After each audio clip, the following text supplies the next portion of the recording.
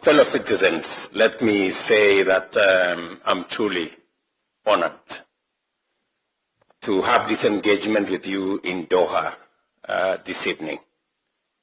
I bring you greetings from friends, your fellow citizens in Kenya, many people who wish you well.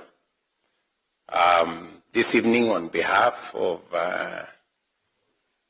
your fellow citizens in Kenya, the government of Kenya, and my family, tunawaletea salamu nyingi sana, and we wish you well.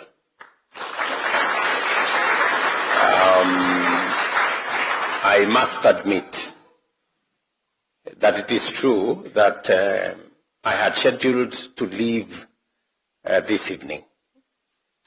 But amongst the things that persuaded me to extend by a day, there are many things, but one of them was when I looked at my schedule and I was told that I was going to speak to you, and I thought, since you are as significant, and Omar has said it very well, that you are not just people in diaspora, you are Kenya. And because Kenya is my business, I thought I should stay behind and have an interaction with you.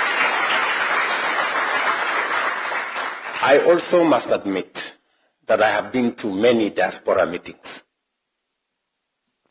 I have never found one as organized as this one.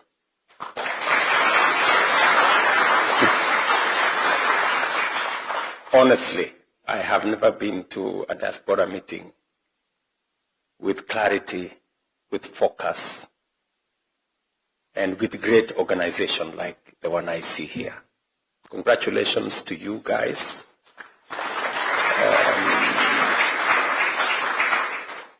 Maybe my ambassador is the one responsible.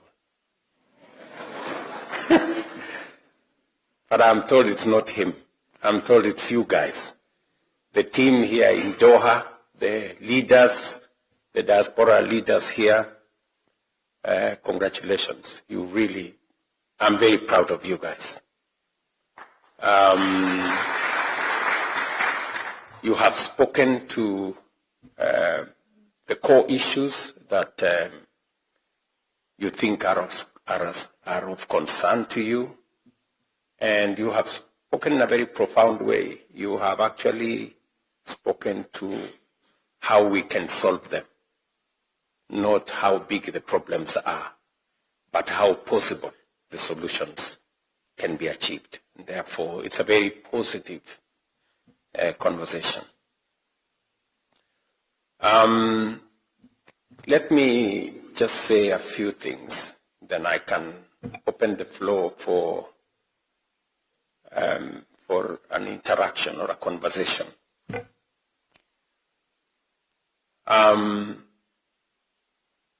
It is true that in the last election, I did make a commitment that we will have a much more robust and a better engagement with our diaspora.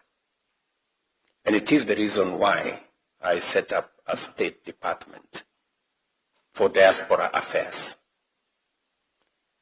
And I got the right person to do it. Rosalind Jogu has done a good job in the diaspora docket. She's been with me, she's been ahead of me in many places, trying to work on matters consular, issues that have come up, repatriating Kenyans whenever we are in difficult situations in different parts of the world. I remember the latest in Lebanon and many other hotspots around the world. So I am very proud that the Diaspora Department has created a better relationship between Kenyans in diaspora and Kenyans back at home. I am prepared to see what additionally we can do to better the engagement, to do what we are doing in a better way to serve you better. And I hope before we conclude this meeting, Rosalind will be here so that she can speak in detail on what the Diaspora Department is doing.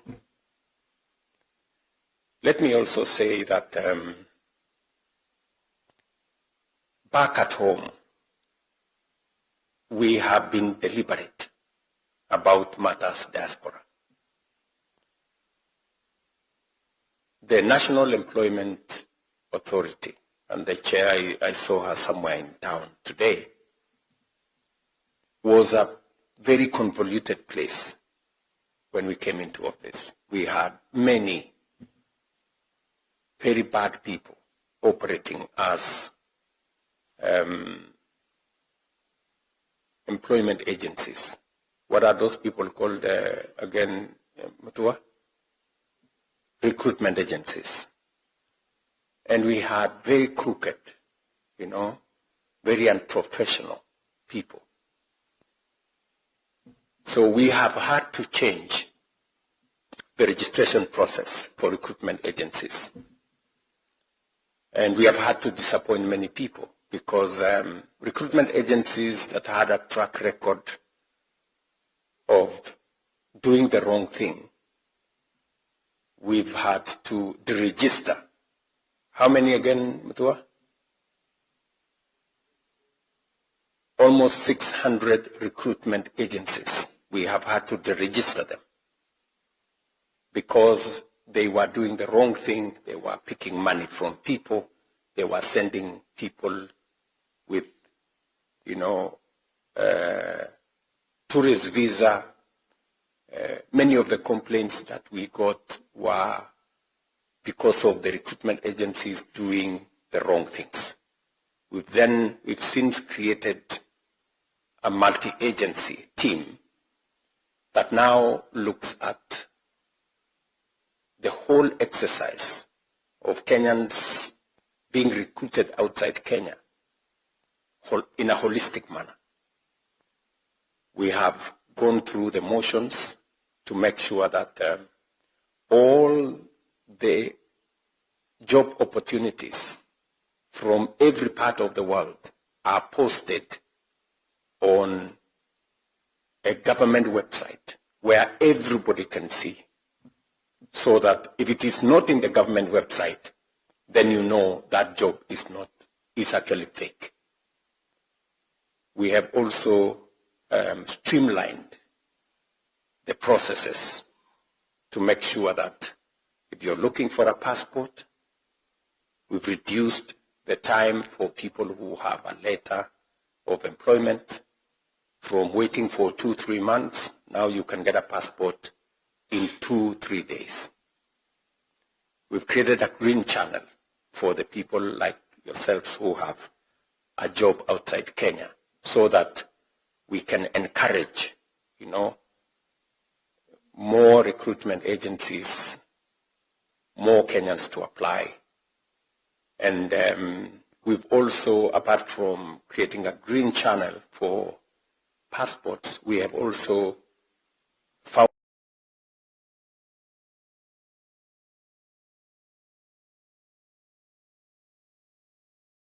a mechanism where Kenyans who do not have the money to pay for tickets, we are now finding a way with our national youth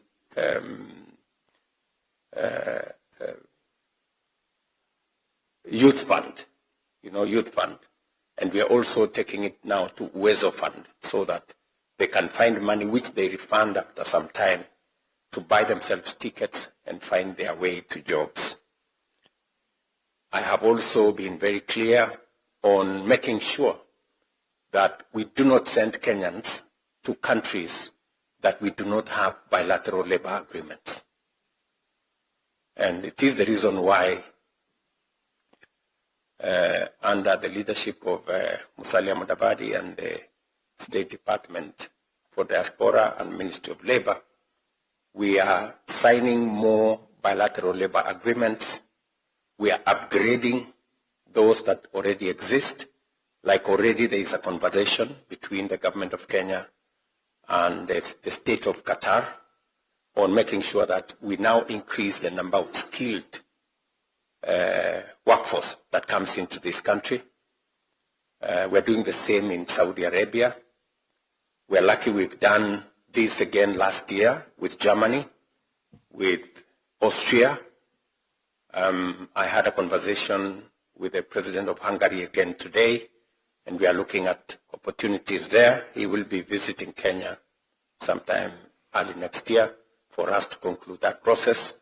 So our aim is to have bilateral labor agreements with at least 19 or 25 countries where we are certain that we have a firm government-to-government engagement that ensures that citizens of Kenya in those countries have the legal protection of both the government of Kenya and the host country government to make sure that we protect our citizens.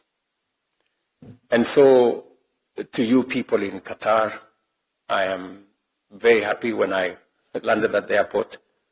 Many people, Bari Mheshimiwa. I saw many people at the conference facility. I was wondering whether I was in Nairobi or whether I was in Nairobi or I was in Qatar.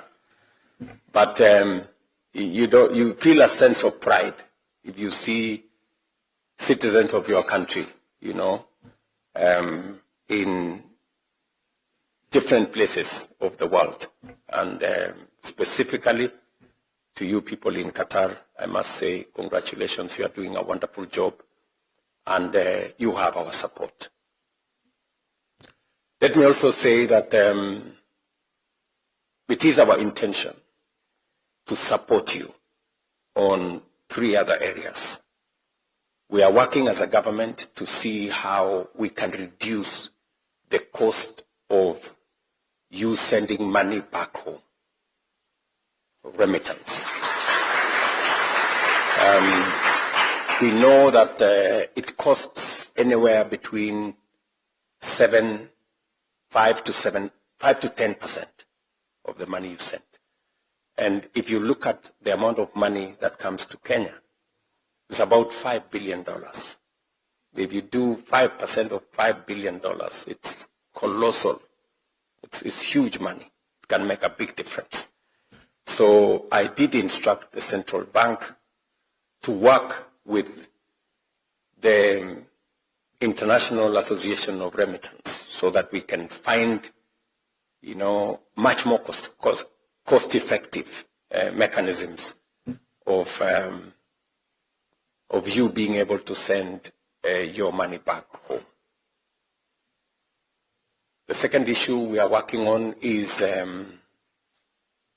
how to support, you know, the many people who come, and because of different customs, different cultures, they get disoriented and sometimes end up into depression. I'm very happy that you have a team here who is providing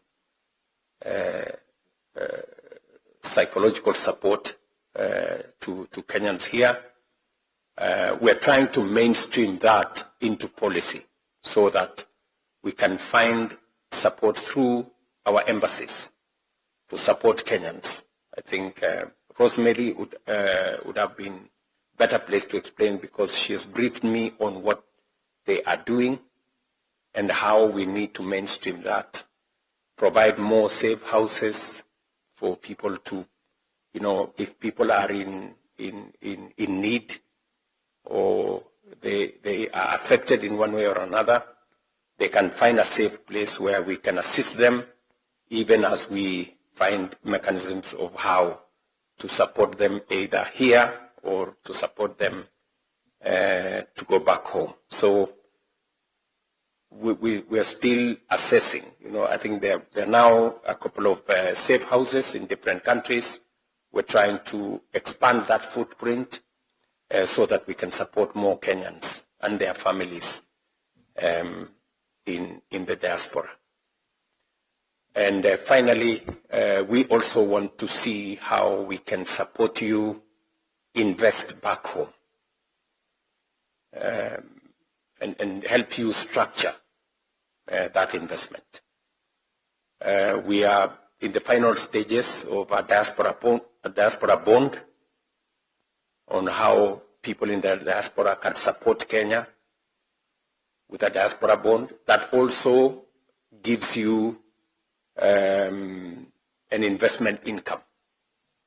So again, I think this is some of the outcomes of what we had as the diaspora conference that we had in Nairobi, I think a year and a half ago. And we are on the final stages through cabinet, and then finally we will create a framework that you can participate. And that is aside from all the other things that we are doing, including the affordable housing program, where instead of you now struggling to send money to some contractor or your relative, you can now buy affordable housing. Boma yangu #832 star, is it *823 #, buy a house. You don't have to struggle with who is the contractor and who is what. You have the undertaking of the government of Kenya that whatever house you buy, you will get it. Different from if you send to your friend or your relative, you will find that they will keep sending you pictures of the neighbor's house.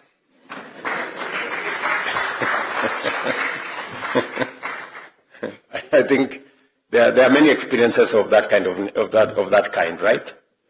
So again, there are those opportunities which you can tap into, and we can all take that forward. That is one thing I wanted to discuss with you, the issues about diaspora. I know there are many other issues that you would want us to discuss, which I will be here to listen to you later. The other thing I wanted to tell you was the status of where we are as a country. I know many of you read stories in social media, misinformation, disinformation, and everything in between. But just so that you know, I will tell you 5 things. Number 1, our economy. Our economy has, since the last 3 years, the economy has stabilized. Inflation has come down from 9.6 to 4.6 this month. Our dollar exchange rate has strengthened from 165 to now 129, 128. I don't know whether that is good or bad for you guys. Certainly it's good for our economy. Our foreign exchange reserves have grown from about $5.7 billion in 2022 to $12 billion now. It's actually doubled. And therefore, we can sort out any dollar issues. There are people who could not remit their earnings to foreign countries. Now they can do it with a lot of ease. So I can confidently tell you that our economy is now stable.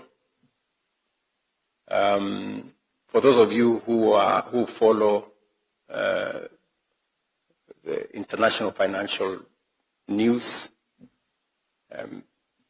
Kenya was among 6 countries that everybody thought was going to default in 2022. In fact, I remember meeting Antonio Guterres, and he was telling me, what will you do, Mr. President, when your country defaults?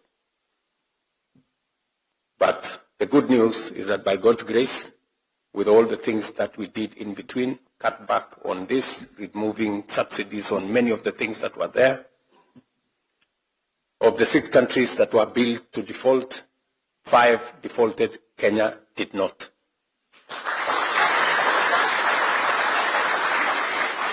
And if you follow, IMF released a report 3 months ago. Kenya's economy now has passed Ethiopia has passed Angola. Kenya is now the 6th largest economy in Africa.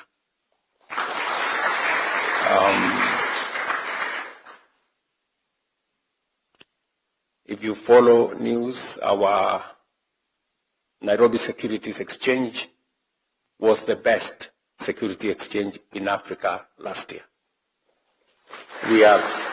So I have been to the Nairobi Securities Exchange, I think 5 times, because I wanted to build confidence in the Securities Exchange, because it is one avenue. The capital markets are one avenue that we can use to raise development resources aside from all the other areas. So on the economic front, I am very confident about Kenya's future. The numbers don't lie, they are there. What I am telling you, you can go into any platform and you will find the numbers there. In fact, our governor of Central Bank, Mr. Thuge, was voted the best governor of Central Bank in Africa because of what has been done. So that's on the economic front. So just to allay fears that may be spread by the different media. Number 2 is that we are stabilizing our food security. I know many of you know that in 2022, we had people in the streets with superiors on their heads because the price of unga had gone to 250. Those people have since left, just for your information, because we have intervened. We have changed the framework of our approach to the agricultural sector. We've moved away from subsidizing consumption. We moved it to supporting production, reducing the cost of fertilizer, making sure that we have available seeds. We did a big program on making sure that we use data to run government programs. We've registered 7.1 million farmers. We now have data on how many farmers are growing tea, how many farmers are growing sugarcane, how many farmers are doing coffee, avocados, wheat, rice, and we are engaging them on the basis of correct information. We've also digitized all the supply of seeds and fertilizer. Today, you cannot just walk into a shop to buy fertilizer. You have to be a registered farmer because we are subsidizing that fertilizer. Since then, we have removed cartels, brokers and characters who are distorting, our programs. I know you are aware that in one place in Western Kenya, I had to tell some notorious brokers, mambo ni matatu. I don't know whether you remember that. Because they were so incorrigible, so daring, that they had taken hostage a whole sugar sector. Now I can confidently tell you we have brought in the private sector in our sugar industry. I was on Thursday and Friday and Saturday, I was in Western Kenya, in Busia, in Kakamega, in Vihiga, and I can confidently tell you that our sugarcane farmers, for the first time, got bonus last year, and we will have bonus again this year. For the first time in Kenya's history. And we moved our sugar production from about 600 metric tons to 815 metric tons. It is our plan that by next year we will do 1 million tons, and by 2028 we will be a net exporter of sugar from Kenya. And that goes also with coffee. For those of you who have coffee in different parts of Kenya, the prices of coffee had gone up from an average of 60, 70 shillings a kilo. This year we were at 130, 140, 110 at the very least. And we are continuing with the reform of that sector, because initially, you know, the licensing regime facilitated people to engage in curtailing the sector. You found one person is a farmer, he is registered as a broker, he is also registered as a miller, he is also registered as a buyer at the Nairobi Coffee Exchange. And therefore, there was an incestuous relationship that undermined farmers. Today, we have straightened that space, and that is why we have better prices of coffee. Same thing with tea and all the other areas. In short, what I can tell you is that we have an import bill, food import bill of about 500 billion Kenya shillings, $4 billion. Just imagine. Every year, importing sugar, edible oil, maize, wheat, rice. So it is my intention to cut down that import bill by 50% by 2027. We want to reduce it by 250 billion Kenya shillings. And we are on course, because this year we reduced the imports of maize by 70%. We reduced the imports of sugar by 80%. We are now working on rice and wheat, and then edible oil is the one on the line. So again, we want to transform the agricultural sector so that instead of us importing 500 billion Kenya shillings, we should be exporting more. Let me say three final things. You're aware that I did make a commitment on matters to do with health. And I know you know how health operates, because now you stay in this country. We've had to change the whole health infrastructure in Kenya. I thought I was going to reform the National Health Insurance Fund. It was not possible to reform it because it was too rigid, and therefore we had to tear it down and build it from scratch.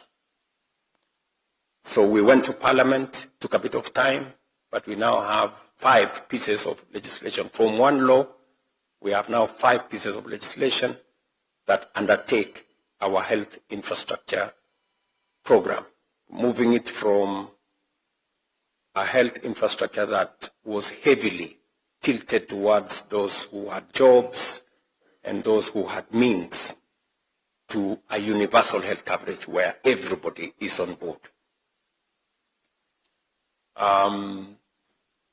As a result, we now have increased, we've done 4 things actually in that sector. Number 1, we have changed the health provision structure. We did register all facilities. We did an assessment of all the facilities, and we want to sort out 4 issues. We want to set out, number 1, making sure that every Kenyan is registered. As I talk to you, 27.2 million Kenyans are now registered under Social Health Authority, up from 8 million, We now have 3.5 times more Kenyans registered, from 8 million to 27.2 million. It is our intention that in the next 6 months, we should have 30 million Kenyans. We should have actually reached universal, because that does not include dependents and children and others. So, number one. Number two is to change how equipment is delivered to our hospitals. In the past, we used to buy equipment, and because you don't have a big financial outlay, you then end up buying very limited equipment. We've since structured. Now we work with manufacturers. We don't have to pay for the equipment. We have what we call fee for service. We have equipment delivered to our hospitals, and we only pay when we use that equipment to the manufacturer. That was possible because they looked at our health infrastructure, how we had registered Kenyans and how they were going to get paid, and they were satisfied. I was, for example, in Butere on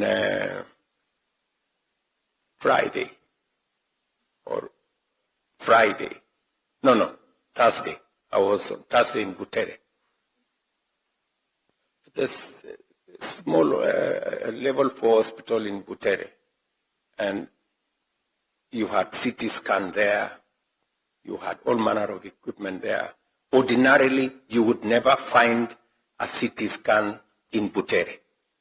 If you were lucky, you would find it in the referral hospital in Eldoret or Kakamega.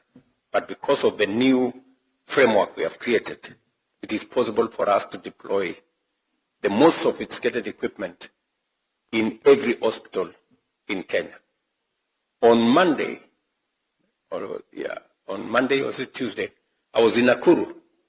Again, we were having the latest equipment delivered to the referral hospital in Nakuru. For those of you who follow my social media account, you will see. So we are changing the framework of delivery of health. And finally, is how we deliver health commodities. If you listen to many of the people at home, people normally complain about there is no dawa, kuna dawa. Mwananchi wa kawaida anasema hakuna dawa. So we need to solve that hakuna dawa problem. And we have found the reason how to solve it. We've now given a better framework to KEMSA. We've decided that we deliver health commodities, medicines direct to health centers and dispensaries instead of taking them to stores at the county and all the other places. So we have built a better health infrastructure. It is a commitment that I made, and it is a commitment that I'm very proud that today is becoming a reality. And finally, he's just mentioned to you about education. I saw Omar mentioned about education here. Education is very important. For those of you who follow events at home, we had 4 different issues with education. We had CBC. Many parents were complaining they were doing homework up to midnight. They were being told to make cars at night, and many other stories. And so we have straightened CBC. Now there is clarity on what happens. Number 2, we had a big shortage of teachers. I can confidently tell you we have hired the largest number of teachers in Kenya's history. By January, we will have hired 100,000 teachers in 3 years. That is ordinarily government hires 100,000 teachers in 20 years. But we've done it in 3 years because I'm a very strong believer that if we want to equalize the fortunes of all our children, from poor or rich families, education must be accessible to everybody. We also had challenges with classrooms. We've built We sourced money from the World Bank. We work with our own resources, with members of parliament. I must commend them. We built 23,000 new classrooms, and we are on the way building another 1,600 laboratories that will bring children, especially from informal settlements, rural areas that ordinarily would not have access to a laboratory or sufficient classrooms or enough teachers. That is the ecosystem we are sorting. We have also made sure that our universities, for those of you who understand what was the challenge with our universities, we had many universities, Nairobi University, Kenyatta University, Egerton University. They were paying lecturers half pay because there wasn't enough money. So we changed the funding model. We now have what we call student-centered funding model that ensures that we assess every student to make sure that no child, especially those from vulnerable backgrounds, miss school. We have since increased scholarships and loans to make sure that children from vulnerable backgrounds get up to 90% loan and scholarship so that we carry them along. So I just thought I should mention some of the things that we are doing back at home. And then finally, let me talk about jobs. I did make a commitment on jobs because we spend 680, in fact, this year, it is 702 billion Kenya shillings on education. 700 billion shillings on education. It is important that as we spend that amount of money in education, we also think about what happens to the pipeline when these people who are in ECDs, primary, secondary, college, university, when they get out of the pipeline, what happens to them? And that is why we came up with 4 pipelines for how to create jobs. And we wanted to be deliberate. Sometimes there is a conversation about creating jobs, but it is not certain. It is not deliberate. Unless you drill down to detail, you are unlikely to have any impact. And that is the reason why we were thinking, and we rolled out 4 different interventions on matters to do with creating jobs. Number 1 is our housing program. I know many of you, not you, many people in Kenya were asking me, what is wrong with you? Who told you we need houses?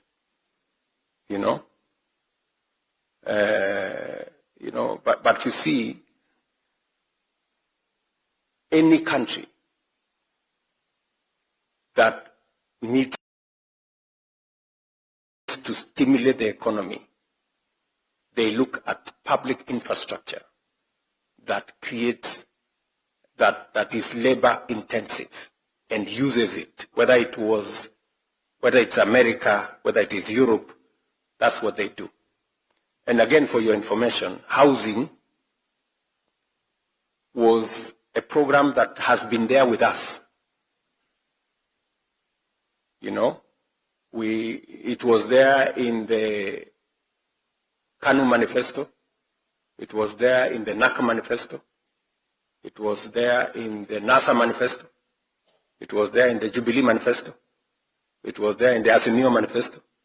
It was there in the Kenya Kwanza manifesto. It's a permanent feature in all the manifestos. But it was difficult to implement because it's not easy. Just for context, my brother, President Uhuru, and I, we had the Big 4 in 2017. And one of the Big 4 was housing. And we did everything because it is the right thing to do, and all of us agree. So when we were elected, we wanted to do housing. I remember very well, we went to Parliament, we passed the law, we created the fund, we created the levy. In fact, President Uhuru told me he knew of somebody called Charles Hinga, who was in South Africa, and who was a good expert in these matters of housing. We brought him. We looked for him. We brought him to Kenya. We met him, Principal Secretary for Housing. And then when everything was ready, and we started to collect the levy, and then there was noise. No, this levy, I don't know. These ones are complaining, those ones are complaining. Maandamano hapa, nini pale, nini kelele. Then President Uhuru called me and told me, William, si wewe uko na nyumba? Nikamwambia ndio mimi niko na nyumba. Sasa hii kelele hii tunapigiwa ni ya nini? Kama hao watu hawataki manyumba, achana na hawa. So our housing plan collapsed. But you see, the irony is that that was 2017. Come 2022, housing was in the manifesto of Kenya Kwanza, mine. Housing was in the manifesto of the opposition, then Azimio, complete with 1.5% levy. Si mimi kwa bahati Mungu amenijalia nimeshinda uchaguzi. Housing si ndio hiyo iko hapo. Sasa ule Hinga was still PS, so I told him you are not going anywhere. Sasa tufanye hii kitu this time. Akaniangalia, akaniambia hii utawezana na makelele. So the keleles came. I was given new names, Sakayo, I don't know who. But I stood my ground. Because it was the right thing to do 40 years ago. It is still the right thing to do now. Because, let me give you an example. I invited the president of Singapore. He came to Kenya in 2023. Singapore was exactly like Kenya. Not even exactly. Singapore was actually a slum like Kibera in 1963. Just imagine. Singapore, if you look at the pictures, and he told me that they actually used force to get people to move from the slums to go and occupy houses on the 10th floor and 15th floor and 30th floor. For Kenya, we didn't have to use force. So he told me housing is something that you must do. It's not easy, but it changes a nation. Just look at the difference. They implemented housing in 1964. Today, Singapore is a first world country. 95% of their population are home owners. The opposite is that in Kenya, we did not implement. We are a third world country. 7 million Kenyans live in slums. Do you see the difference? So, we're implementing housing. In fact, I think my team has some pictures on what we are doing in Kenya. Today, we are building 230,000 units. 230,000 units in every town and townships in Kenya. I mean, if there is one thing that is going to change the destiny of our nation, it's housing. If you go to Mandera, you go to Wajir, you go to Kitui, you go to Mombasa, you go to Nyeri, you go to Murang'a, you go to Eldoret, you go to Kisumu, you go to Siaya, everywhere.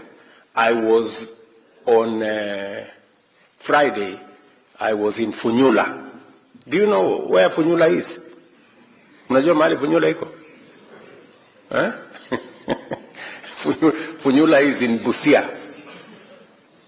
You know?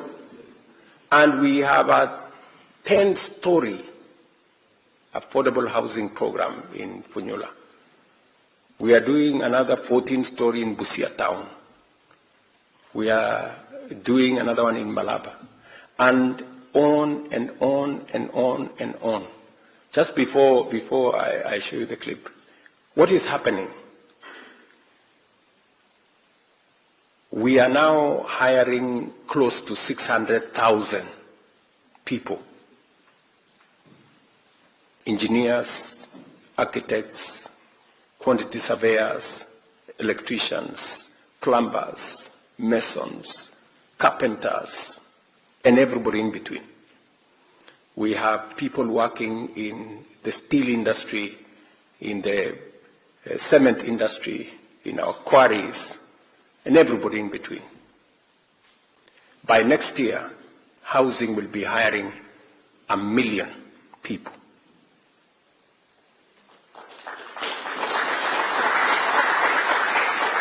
So, apart from decent housing, apart from helping us with reducing on land fragmentation, apart from stimulating our economy, housing is creating opportunities for jobs. And these are only 230,000 units. We have a shortage of 2.5 million housing units, and it is growing. So we will be at this housing for the next 20, 25 years before we can stabilize. And you know what?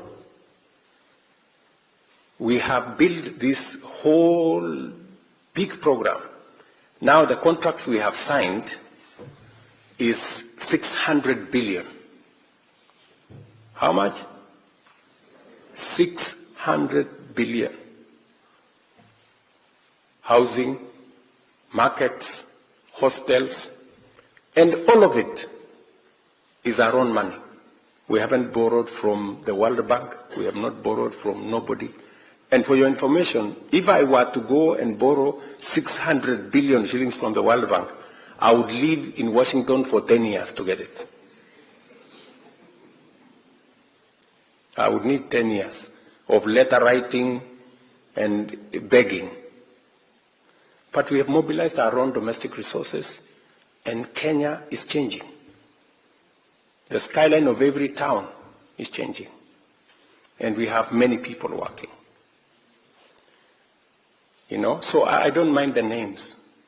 I don't mind the names. So long as Kenya gets transformed, I'm missing a problem.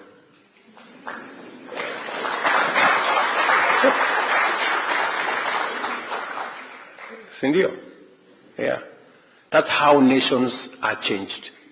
Nations are not changed by small thinking, you know, being politically correct all the time, you know.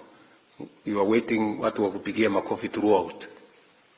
You can never change a nation that way. That is one. Number two, we are expanding our digital footprint.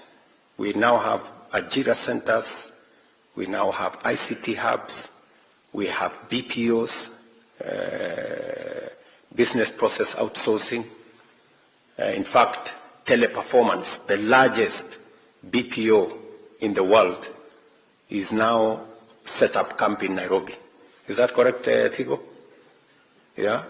At that place in Two Rivers. They've set up a huge facility there. So, and we now have close to 180,000 people working in that ecosystem of digital jobs, because we have streamlined the law around there to make sure it works. That's our second pillar on creating jobs. And we now want to take ICT hubs to every ward in Kenya. Members of Parliament, we have allocated them resources to build an ICT hub in every ward in Kenya so that we have 200-300 young people working, getting skilled so that they can work globally.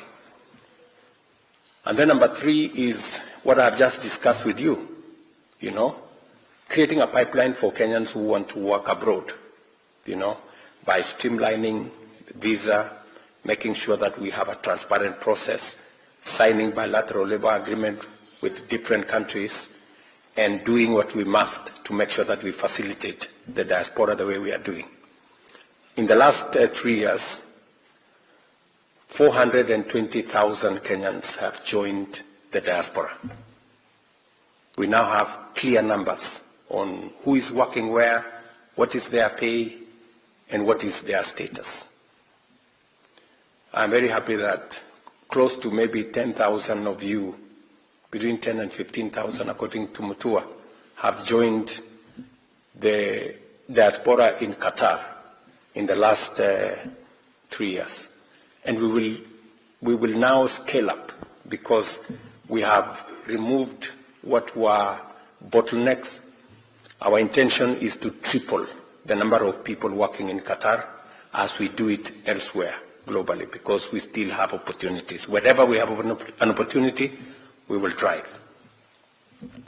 And finally, on that subject of job creation is the whole ecosystem we are building with special economic zones, county aggregation and industrial parks, and the negotiations we are carrying out to open new markets for Kenya.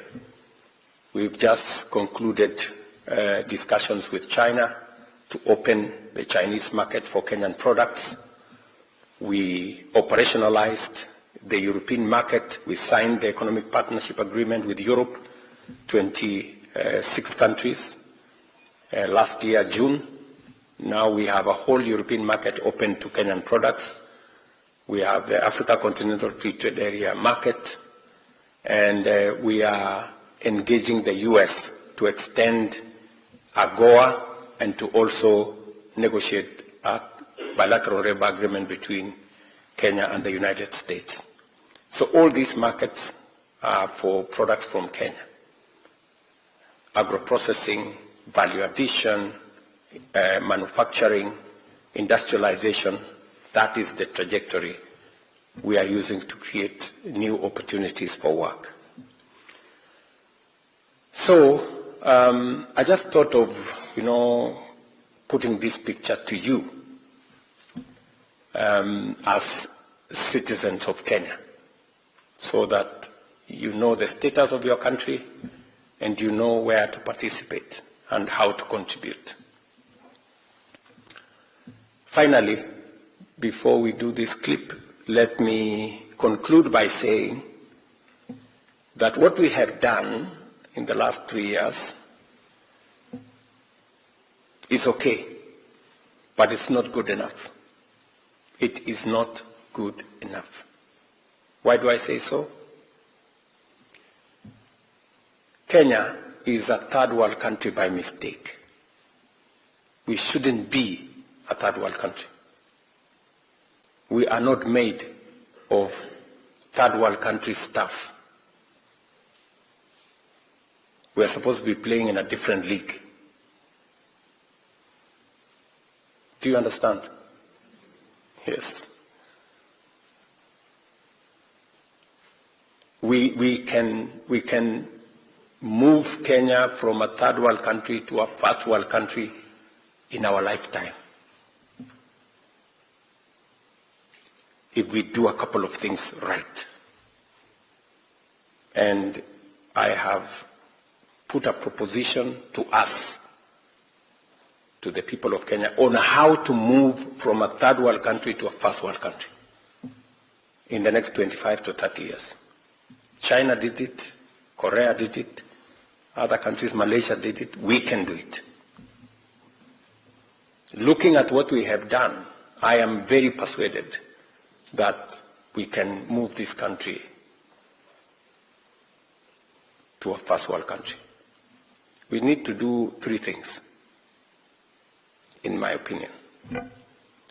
Number one, we need to bring under production another 2.5 million acres of land, agricultural land, so that we finish with importing food and we export to the markets we have already negotiated. We need to build at least 50 mega dams, huge dams, High Grand Falls Dam, Soin Koru Dam, and we have a list of them. They've been in our books for the last 20 years. We have all of them in our books. But we haven't done it because we haven't thought of how to do it. I have put a proposition on how we can do it. We need 1.5 trillion shillings. That's just about maybe 10, 12 billion dollars. We can raise that money. So to raise here housing, 600 billion. We've raised it. But this one we can raise even without any levy. We'll raise it to tatumia tu akili. Tuache ujinga. Tutumia akili. Mnanielewa? That's what we need to do. And we are going to do it. Not too far from now. I discussed it with the Emir of Qatar today on how we can create that partnership, because that's number one. Number two, we need to generate energy. We need to generate electricity. As I talk to you, we have 2,300 megawatts. The whole country. How much? 2,300. Tulienda na kimbelembele yetu tukaenda tukanegotiate na Microsoft na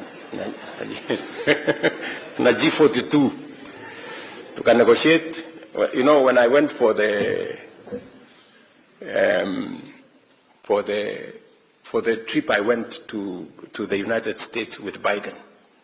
So we signed an agreement there between G42 of UAE, Microsoft of America, and Kenya to establish data centers. Sindio? Sasa wakati nimerudi nyumbani haya tumeanza data center. Tukaambiwa one data center requires 1,000 megawatts. Na tuko na 2,300.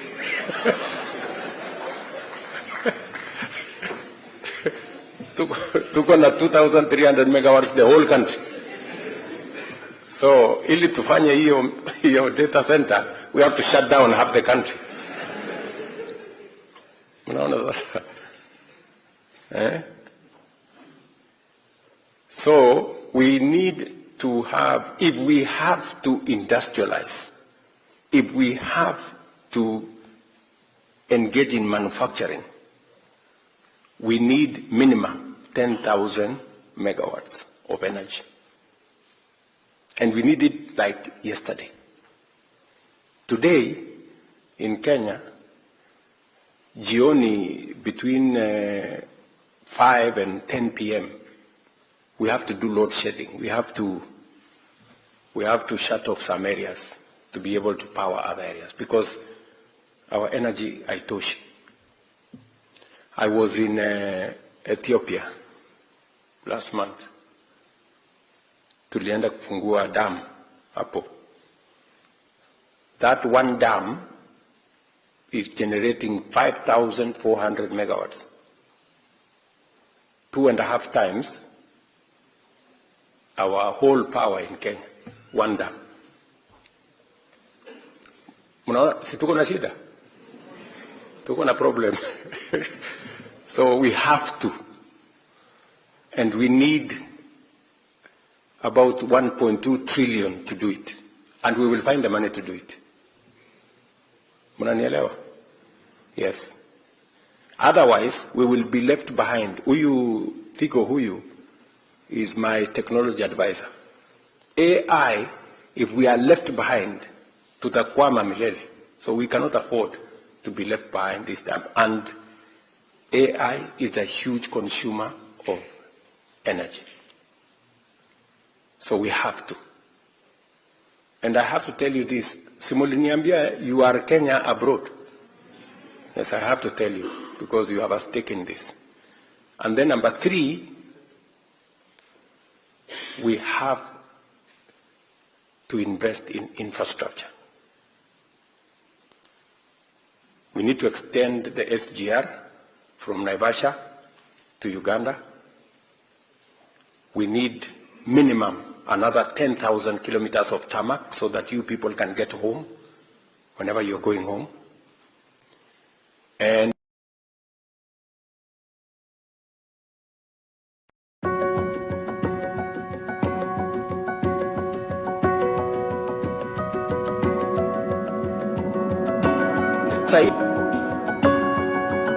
JKA canvas iko kwa runway. Sasa tunaongea nini? And you see, there are some people defending.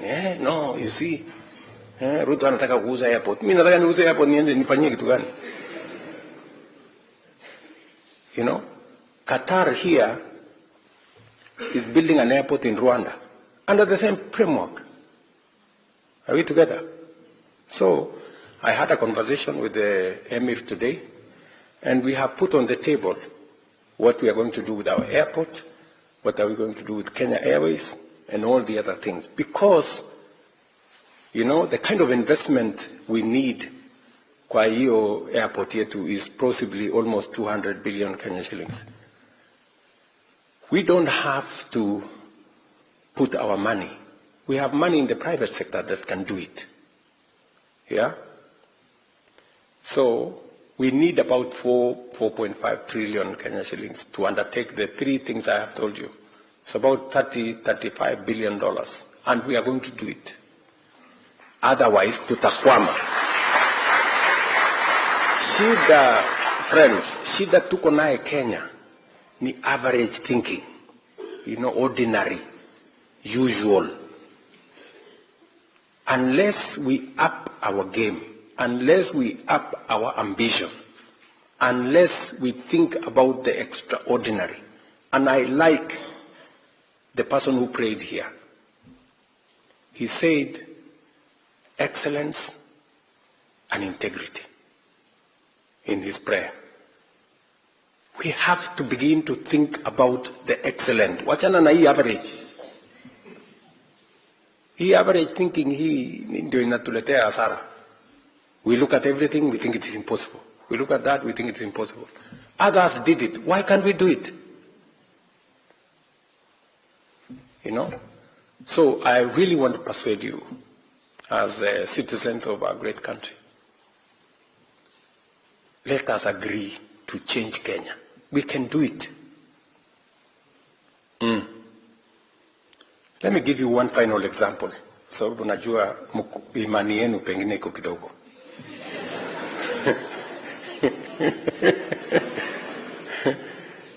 But you have seen this country is kama sio mafuta, you know. We have more assets than they do. Kama sio mafuta ama? Yes. You know, all these barabara, nini, housing, imepangwa. It's been built. See what it was there? All this you see here was not there 30, 40 years ago. But they've done it. Yeah. Ndio Waswahili wakasema, ukiona vyaelea, ujue vimeundwa. Yeah. So we need to unda our own. Ama? Let me give you an example. A final example. And I'm sorry if I am taking time, but I rarely get... Si mulikuwa mnanitafuta?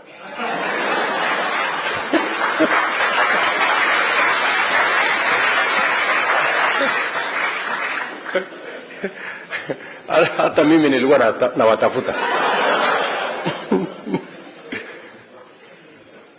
Sindio?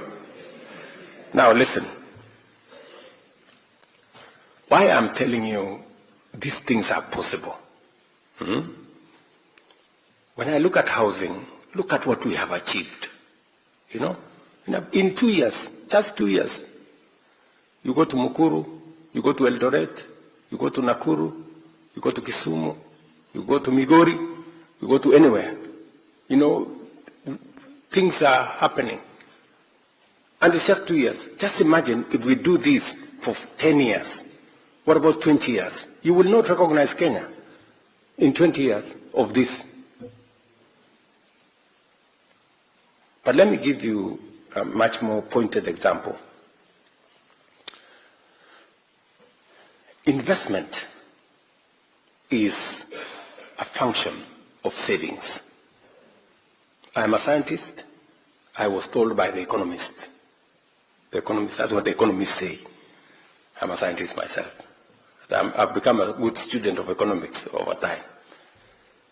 So, as a country, unless we save, unless we have a good culture of saving, we cannot change our country. We cannot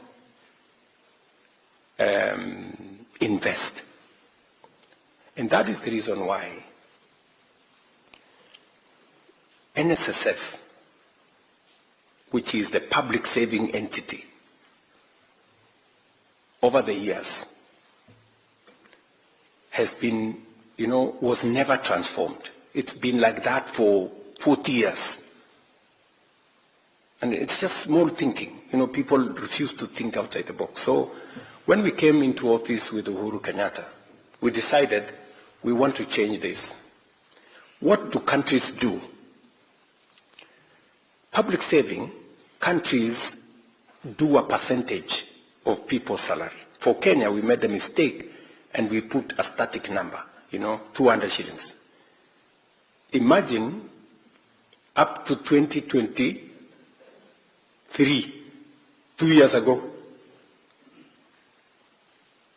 every public person and private person was saving 200 shillings at NSSF. Shilingi mia ngapi? Not $200, 200 shillings every month. Mtu anaana 100,000, analipa 200 shillings. Mtu anaana 200,000, analipa. Ndio mjue iko ujinga mingi hii dunia. So what happened? We were left behind. Uganda, 20 years ago, changed their contribution to percentage. 10% by the employer, 10% by the employee. Tanzania, 20 years ago, changed 10% employer, 10% employee. So today, Uganda has a bigger social security fund than Kenya. Tanzania have a bigger social security fund than Kenya. Yet, our economy is twice that of Uganda. Our economy is almost 1.5 times that of Tanzania. But they made the right decision before. Tanzania today, their social security fund is building one of the tallest buildings in Hapa Hill in Kenya. NSSF ya Tanzania. Just imagine. Yetu tuko 200, tunatoa ile 200. So we changed with my friend Uhuru Kenyatta in 2016. But then some characters took us to court. Wakatuzungusha huko kotini. So by bad luck to them, I became president. So nikawaita. Nikawambia hii ujinga muache. I mean, how can you stall the whole country? Tukwame kwa 200, other countries are going ahead of us. One of them was my friend Atwoli, because he was the one who had taken us to court. Nikamuongelesha, akakuwa mzee mungwana, kaniambia okay, wacha tuende tutoe kesi kotini. Tukatoa kesi kotini. let me tell you now the good news. Do you know what has happened? By changing the contribution structure, our national security, social security fund, from independence back at 2023, we had collected 320 billion shillings for 60 years. How much? 320 billion. In 2 years, with the changed contribution structure, we have doubled to 670 billion shillings. By the end of next year, we will be 1 trillion shillings. Tell me what's going to happen in 5 years and 10 years. We will not be borrowing money from China. We will be borrowing money from our own social security fund. That is how countries grow. Munanielewa? What has China done? China today, if you see, savings as a percentage of their GDP is 55%. Savings as a percentage of GDP in Kenya is 10%. So, sisi, tunachukua kila kitu, tunakula. China, wana save. Then what do? We go and borrow from China. Because wako na akili, they are saving. Then what do we end up doing? Today, we are paying $1 billion every year to China. Unaona ile ujinga tuko nayo hii dunia. Imagine. Them, they are saving their money. As we are eating ours, alafu tunaenda kuboro yao, wanatulibisha interest kiasi hii, tunalipa, tunakuwa maskini.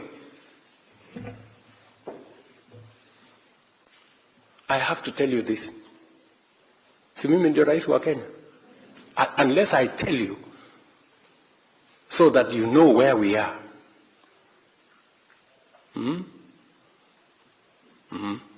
It's good for you to know. It is good. It's good for you to know. Yes. Because you know, hakuna haja ya kufichana. We have to tell each other the truth. So, we must stop this small thinking. I am very happy that now we are growing our own savings. Because of growing our own savings, interest rates will come down. Because we have enough patient money to lend. Our treasury bills will come down. Our treasury bonds will come down. We will have, a much more stable economy. That is how we'll change Kenya. So, why I'm telling you tunaweza kubadilisha hii nchi yetu in a very short time is because we have the most hard-working people. We have the most,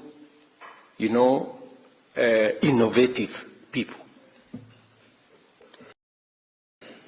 Why? Mmesikia huyu balozi wetu anasema, hawa watu wa Qatar wanasema, tunapenda wa Kenya ni watu wazuri. I met the emir myself. Wananiambia, Kenyans are very good people. They are contributing to our economy. Which is okay. But nani alisema these good people cannot contribute to their own economy at all? Mnanielewa? So, please, let me persuade you. Let me persuade you that we can do this ourselves. And it's not just you I'm trying to persuade. I did sit down with the former Prime Minister, Raila Odinga. We had this conversation. And he was 100% on board. I did sit down with Uhuru Kenyatta 2 months ago to have this conversation. That it is time for us to move Kenya away from this mediocrity. And we agreed. I have come for you. Mukubali jameni, tusukume hii Kenya, tubadilishe nchi.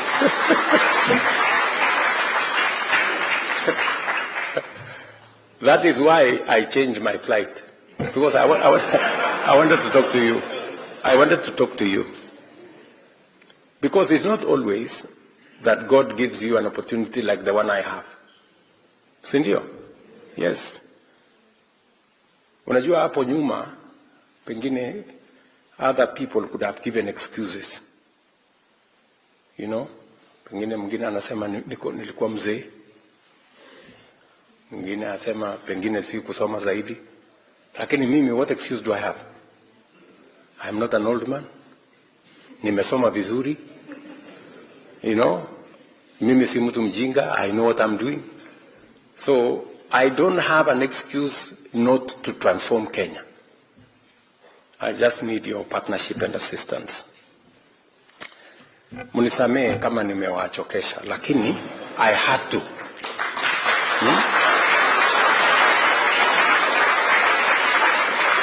Because we have a country to mind. You know, we have a country to think about. Because it disturbs me, you know, that Kenya can be a great nation, but we are not moving. Na shida si wananchi, shida ni viongozi sisi. It is us who must think and take the country to the next level. Just persuade you and move together. Can somebody, ebu tuone hii sinema yako iko hapo.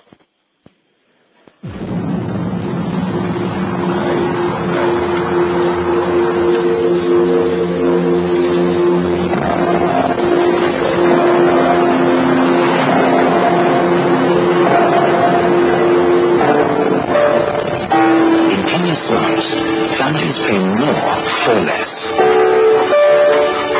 Maji ni ile ya kwenda kwa barabara kushota rainbow, kati ingine kwa taa 15, stima ndio na kusumbua kidogo. Sasa ni ndio mwenye tunaishi.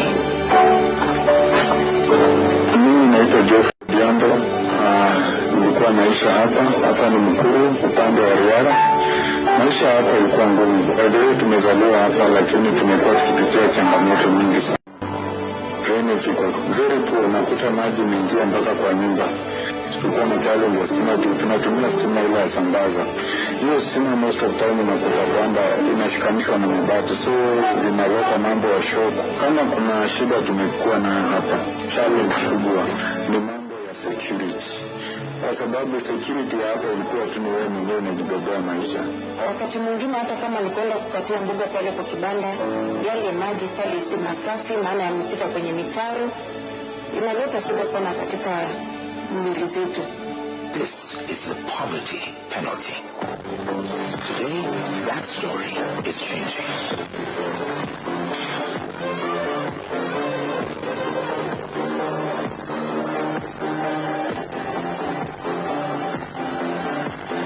Adequate housing is more than 4 walls. It is dignity, safety, and opportunity. That is why every affordable housing project is carefully located, close to transport, workplaces, schools, and markets. Ensuring families can thrive and not just survive. From Embu to Kakamega, from Kisumu's Lumumba to Mombasa's Nyali, we are building communities, not just houses. Women fundis are reshaping construction, earning 5 times more than before. Jurkali artisans working with government contracts for the first time. This